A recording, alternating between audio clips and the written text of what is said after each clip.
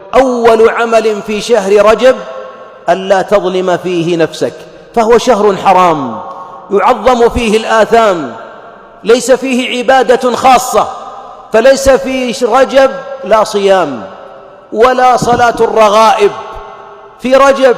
ليس في رجب أيها الأحباب من الأعمال إلا أن تنقي قلبك، أن تنقي قلبك، وأن تقبل إلى ربك، وأن تحسن في عبادته، وأن تبتعد عن الحرام، فلا تظلموا فيهن أنفسكم.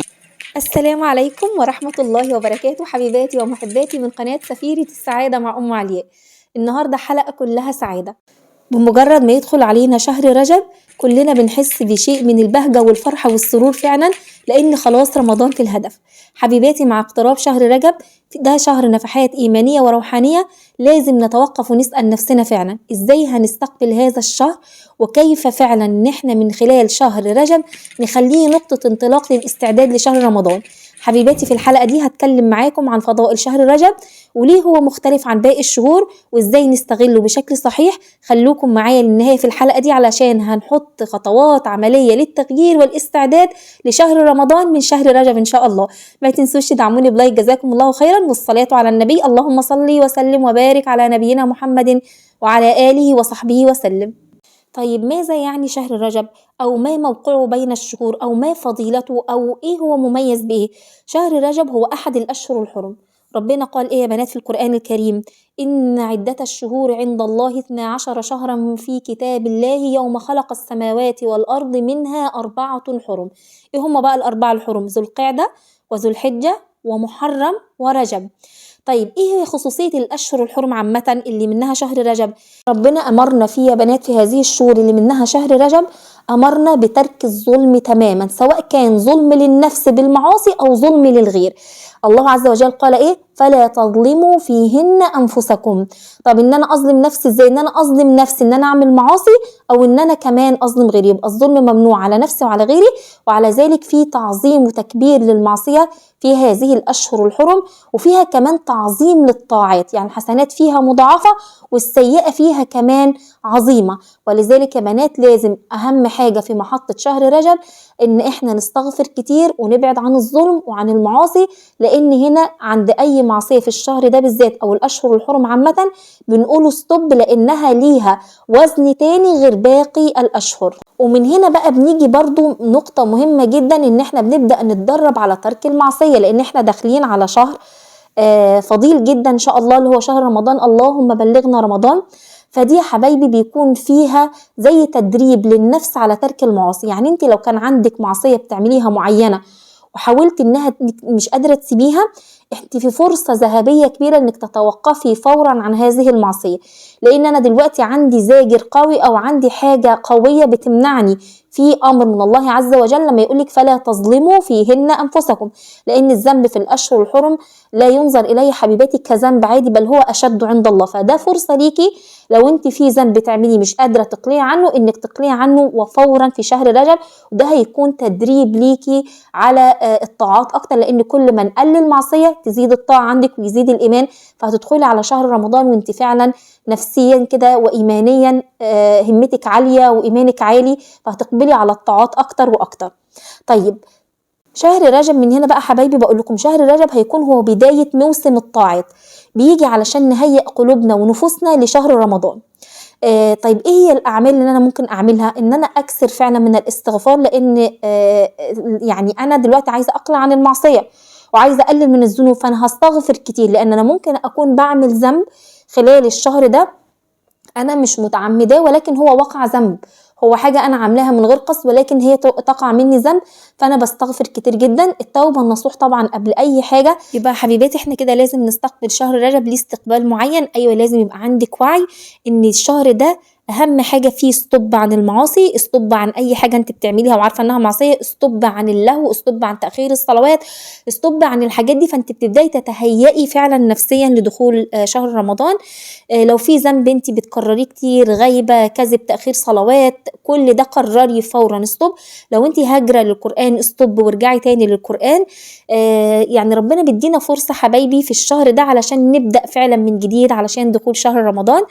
لازم تكسري من الطاعات قراءة القرآن حتى ولو كان صفحة واحدة يوميا، علشان تبدأي بعد كده تتدربي على ختم القرآن ختمات متعددة في شهر رمضان.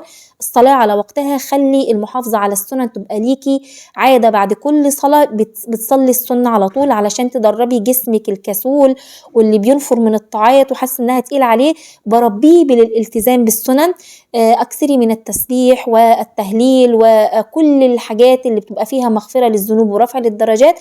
انت برضو كست لو عليكي لغاية دلوقتي ايام لسه مش صمتيها، ابدأي صومي الايام اللي عليكي، سواء كنت بترضعي، سواء كنت فترة بسبب الولادة، سواء كان بسبب حيض، ابدأي من دلوقتي صومي كل الايام اللي عليكي.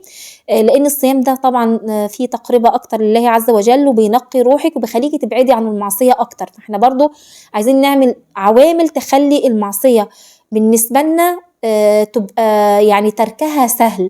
فأنا كل ما أعمل طاعات أكتر، كل ما أقرب من ربنا أكتر، كل ما أقرأ قرآن أكتر، هيكون ترك المعصية ربنا هيعينك عليه. بص حبيبة قلبي، هاجي بقى لنقطة مهمة جدا جدا. الصدقة اوعي تنسيها أبدا في الفترة دي مهما كانت حالتك المادية، ولو أقل القليل. كمان بقى هوصل لنقطة مهمة اللي أنا برضو من بدايتها حفزتكم في أول فيديو، إن احنا عايزين نستعد لرمضان. فإزاي هنبقى نستعد لرمضان من شهر رجب؟ شهر رجب حبايبي هو البداية، وشعبان إن شاء الله بإذن الله يبقى بعده على طول مرحلة تانية، وتتوج كل جهودك اللي انتي بذلتيها، وهتلاقي ثمرة جهدك واجتهادك في العبادة هتلاقيه في شهر رمضان إن شاء الله بإذن الله.